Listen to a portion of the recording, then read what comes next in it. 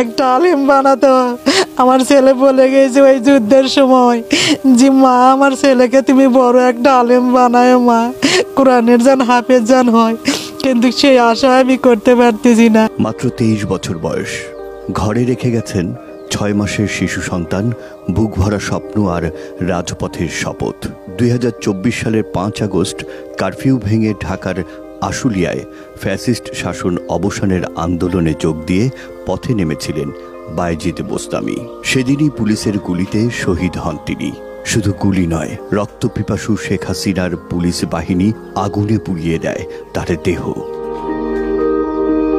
নওগাঁর ধামইরহাট উপজেলার কৈগ্রাম ফার্সিপাড়ার সন্তান বায়েজিদ। 3 ভাই বোনের মধ্যে তিনি ছিলেন মেজ। গরিব ঘরে জন্ম, তবুও শত কষ্টের মাঝে ছিল শান্তির সুবাতাস। রাজধানীর উত্তরা আইডিয়াল কলেজ থেকে উচ্চ মাধ্যমিক পাশ করেন তিনি। পাশাপাশি একটি কারখানায় কাজ করে সামর্থ্য অনুযায়ী দাঁড়াতেন পরিবারের পাশে। 5 আগস্ট দুপুরে কারফিউ ভেঙে মিছিলে যোগ দেন বায়েজিদ। মিছিল থেকেই মোবাইলে কথা বলেন মায়ের সঙ্গে। বলছিলেন ঢাকা ছেড়ে বাড়ি ফেরার কথা, জমানো টাকায় নতুন ঘর তোলার স্বপ্নের কথা। পুলিশের গুলিতে সে সময় আরেক সহযোদ্ধার মৃত্যুর খবরও দেন মাকে। সে সময় গুলির শব্দে ফোনের ওপারে আঁতকে উঠেছিল মায়ের মন। একটা গুলি লাগিছে একটা লোকে, তখন বলেছে যে আম্মা দেখো গুলির শব্দ পাইছেন। তাই আমি বলেছি হ্যাঁ বাবা। আমি এখান থেকে নুচ্ছে উঠেছি যে ঠিক বান আমার ছেলে কিমান মারিছে। তখন আমি বলেছি যে বাবা তোমার পাশ কি গুলি লাগিছে না কি করছে? না আম্মা আমাকে না একটা ভেনালা গুলি লাগিছে। তখন বলেছে যে আম্মা আমি রক্তের ছবি দিয়ে পাঠাচ্ছি তুমি দেখো। তখন আমি সাথে সাথে রক্তের ছবিটা দেখছি। মিছিল থেকেই মায়ের সঙ্গে শেষ কথা হয় তার। এরপর আর সহজ সাবলীল গলায় কথা বলা আদরের ছেলের ফোন পাননি মা। হাতের মুঠোয় আগলে রাখা ছোট্ট সে ফোনের দিকে তাকিয়ে আজও চমকে ওঠেন শোকে বিহ্বল মা বেনুয়ারা। এখনো গভীর রাতে মাঝে মাঝেই তার কানে বাজে সেই রিংটোন, এই বুঝি ছেলের ফোন এলো। চেনাই ওই সময় আমার বছর হয়ে যাচ্ছে, আমি করছি আমার ছেলে তো ডাকবেই আমার, কিন্তু আমি কখনো ডাক শুনতে পাচ্ছি না।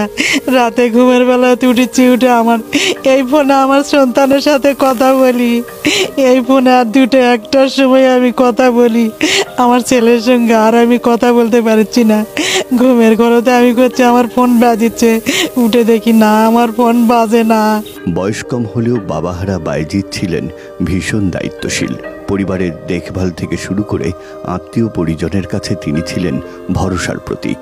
সম্পর্ক আর মায়ায় গাঁথা সংসারে আজ সবাই আছেন, নেই শুধু সেই আস্থার নাম বায়েজিদ। সরকারের কাছে আমার কি দাবি চাচ্ছি, মানে চোল এখন গালাই চোরগুলা থাকলো লালন পালন করবে, বেলা তো খাওয়া খরচ আছে, এলা তো বাঁচে থাকলে তার জীবনের তারা কিছু আছে, না থাকলে তারা কি করে খাবে।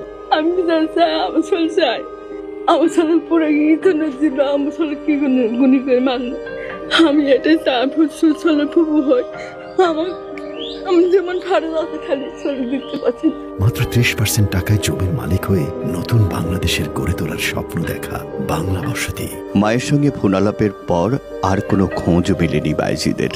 গণ অভ্যুত্থানে হাসিনা পালানোর পর আশুলিয়া থানার সামনের রাস্তায় গুলিবিদ্ধ 13 জনের দগ্ধ মরদেহ পাওয়া যায় পোড়া একটি গাড়িতে।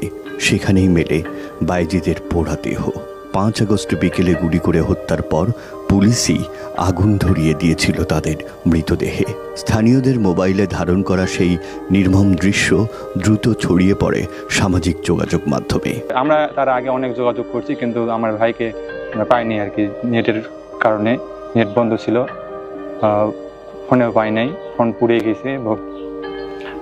তখন থেকে আমাকে ফোন দিছে, দিয়ে বলতেছে যে আপনি কি শহীদ বায়েজিদের আপন কেউ? তখন আমি বলছি যে হ্যাঁ আমি শহীদ বায়েজিদের ভাই।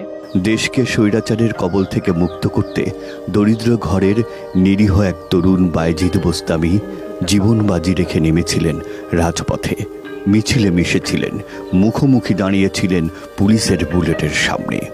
বায়েজিদ আর ফিরে না এলেও হত্যাকারীদের প্রকাশ্য শাস্তি হলে হয়তো খানিকটা সান্ত্বনা খুঁজে পেত তার পরিবার। এমন নিষ্ঠুর পুলিশ আমি কোনোদিন দেখিনি। হাসিনা যে এরকম নিষ্ঠুর আমিও তো কখনো চোখ দিয়ে দেখিনি, কোনো দিনই দেখিনি। ডক্টর ইউনূস স্যার এই বিচার যেন সুষ্ঠু মতন আমার ছেলের যেন এই বিচার যেন। আমার ভাইকে যারা হত্যা করেছে, যারা ষড়যন্ত্র যারা মানে জড়িত আছে, তাদের সবাই আমরা বিচার দাবি করি এবং সুষ্ঠু একটা বিচার চাই। শহীদ পরিবারটিকে সরকার ঘোষিত 30 লাখ টাকার মধ্যে এরই মধ্যে 10 লাখ টাকার সঞ্চয়পত্র প্রদান করার কথা জানান জেলা প্রশাসক। তিনি আরও জানান, টাকা দিয়ে কিংবা কোনো সাহায্য সহযোগিতা দিয়ে সেটিকে কোনোভাবেই প্রশমিত করার সুযোগ নেই। আমরা চেষ্টা করছি তাদেরকে সেই শোকটাকে সহ্য করার মতো তার পাশে থাকতে পারি এবং আমরা যেন তাদের সেই শোকটাকে শক্তিতে কাজে লাগিয়ে তারা যেন পরবর্তীতে নতুনভাবে ঘুরে দাঁড়াইতে পারে। কিন্তু তাদের যে স্পিরিট নিয়ে তারা এই সমাজে বেড়ে উঠবে, আমরা চাই সেই স্পিরিটটা যেন সমাজের অন্য মানুষের মধ্যে ছড়িয়ে পড়ে। 6 মাসের ছেলে ও স্ত্রী নিয়ে আশুলিয়ায় থাকতেন বায়েজিদ বোস্তামি। সেদিন আদরের সন্তান আর স্ত্রীকে ঘরে রেখে মানুষের অধিকার আদায়ের আন্দোলনে বন্ধুদের সঙ্গে রাজপথে নেমেছিলেন তিনি। সেই যুবকদের পেছনে ফিরে তাকানোর কোনো গল্প ছিল না সেদিন, ছিল কেবল এক বুক ভরা বাংলাদেশের পতাকা, সেই সাথে বারুদে ঠাসা স্লোগান আর ঝাঁঝালো কবিতার পংক্তি। বুকের ভেতর অনেক ঝড়, বুক পেতেছি গুলি কর। এই স্লোগানের উত্তাপে বড় হয়ে উঠবে বায়েজিদের ছোট্ট সন্তান রাফি আব্দুল্লাহ।